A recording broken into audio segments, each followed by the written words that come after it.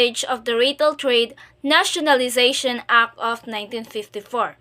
This law limited ownership of retail businesses in the Philippines to Filipinos. The act was a response to the growing resentment of Filipino nationalism against Chinese and other foreign merchants who dominated the retail trade industry. The law was repealed in 1967. So, um,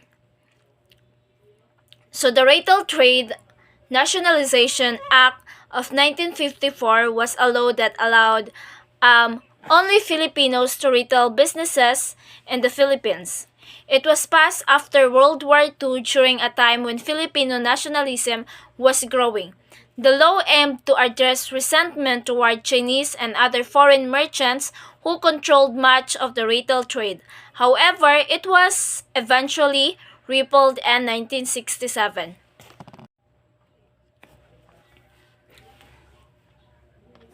Now let's discuss about economic nationalism through the Filipino First policy.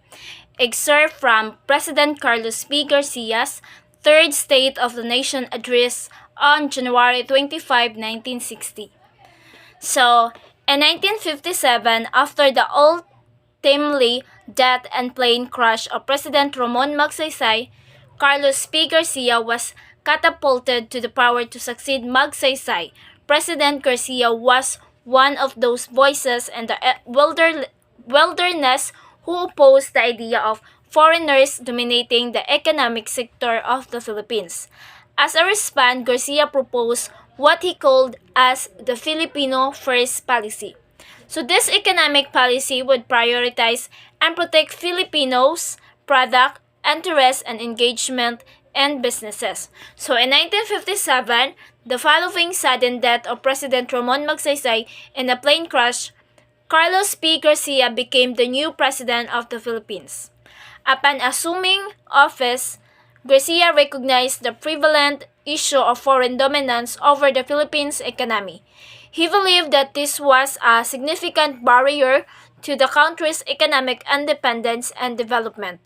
To address this issue, Garcia introduced the Filipino First policy, an initiative aimed at prioritizing and protecting the interests, products, and businesses of Filipinos over foreign entities. This policy sought to assert economic nationalism and empower Filipinos to take control of their country's economy. So in his third State of the Nation address on January 25, 1960, he called the Congress to help him implement his policies.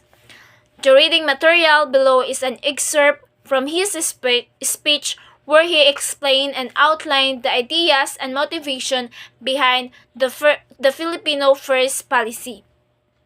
Now, in his third State of the Nation address on January 25, 1960, President Garcia urged Congress to support and pass laws that would help implement his Filipino policy.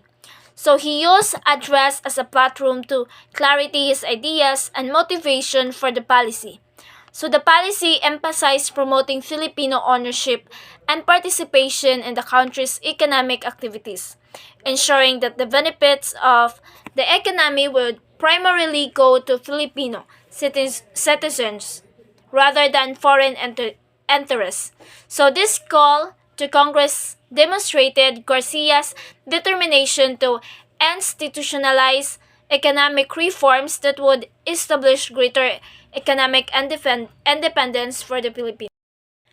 Now, the Filipino First policy of this administration received a resounding popular endorsement in the last election. Politically, we became independent since 1946, but economically, we are still semi-colonial. This is especially true in our foreign trade. This policy is therefore designed to regain economic independence. So, the policy gained strong public support, emphasizing that while the Philippines achieved political independence in 1946, it still relied heavily on foreign powers economically, especially in trade. The goal of the policy was to establish economic reliance.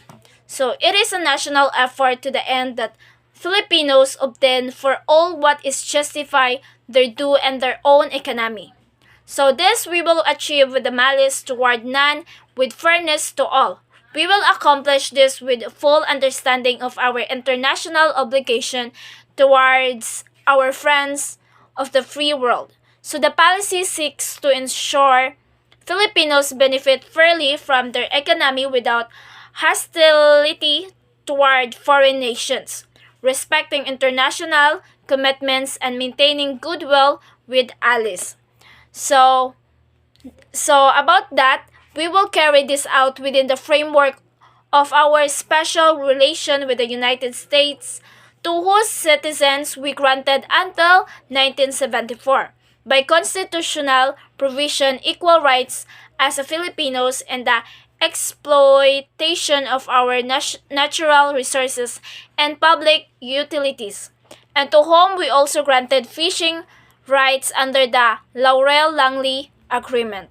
So the Philippines acknowledge its special economic ties with the U.S., granting Americans equal rights in exploiting resources and public utilities under the Laurel-Langley Agreement, but so to balance this with the Filipinos' interests.